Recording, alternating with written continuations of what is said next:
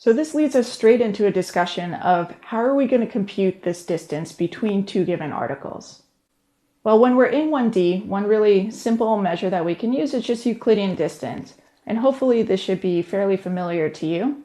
But this really isn't going to be something of interest to us because this would be assuming that we just had, in our example, just one word in our vocabulary. And in almost all the scenarios that we're going to think about in this specialization, we're going to assume that we have multiple features or multiple different dimensions that we want to consider. And in this case, things get really interesting. There are lots of different distance functions we can think about using.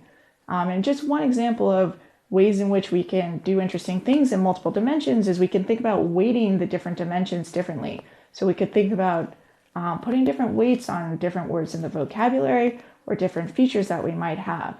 So for example, if you go back to course 2, when we were talking about regression and we're talking about predicting the price of a house, we looked at using nearest neighbor regression to predict that house value.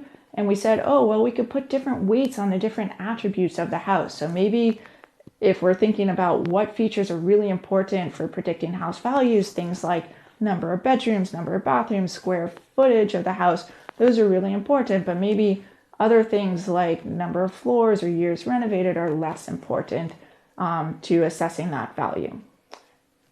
Well, in our document example, there's a very similar analogy. So maybe when we're going to compute the similarity between two different articles, maybe we want to weight more heavily the title. Maybe that's really, really informative and much more so than the body of the article that can have a lot of noise in these words that are kind of hard to account for. Likewise, if there's an article that has an abstract, like a scientific article, that might also be more informative than the main body of the article. So these are both examples where you might want to specify weights that are different across the different features that you have. Another case where you might want to weight different features differently is in scenarios where one of your features varies just a little bit across the different observations you have, but the other feature varies widely. So this can be because one of the features is in a different unit than the other feature, or it could just be that there's a lot of variance in that dimension.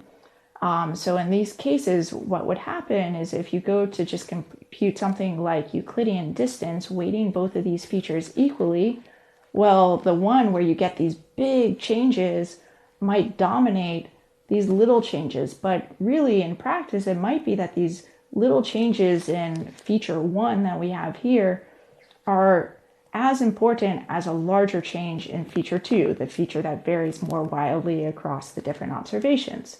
So in this case, there are a couple things that people tend to do, and they both relate to scaling the feature by some measure of the spread of observations. So one way that you could account for the spread is simply to take for feature J, take every observation of that in that column.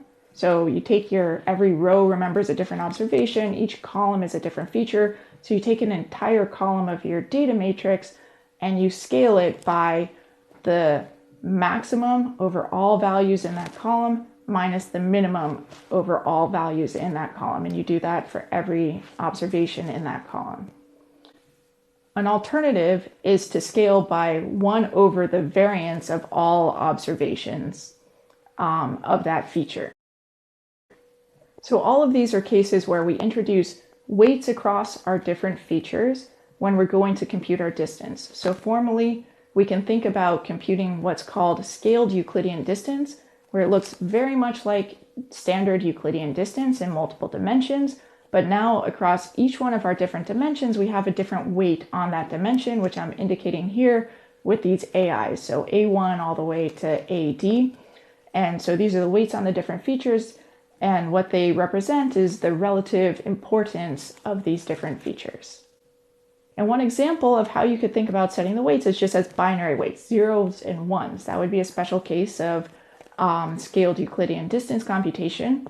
And what that's equivalent to is feature selection, because if you set a weight equal to 0, you're knocking out that feature altogether, and it's not getting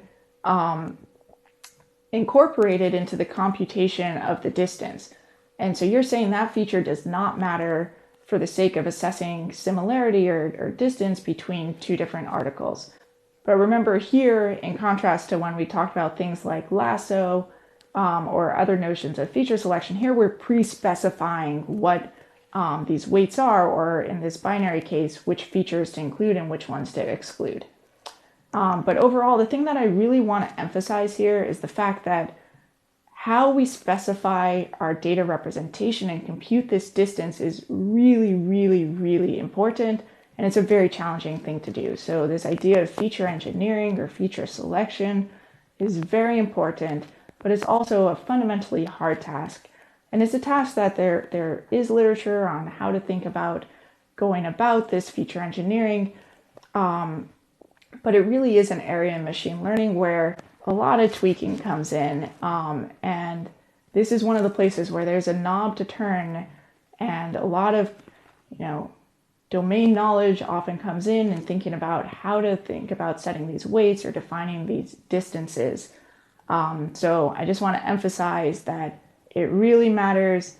There is no one solution for how to go about this, but think about it. Don't just compute some distance and assume that represents a distance that's of importance in the application without thinking about what the data is and what's happening when you're going to compute that distance.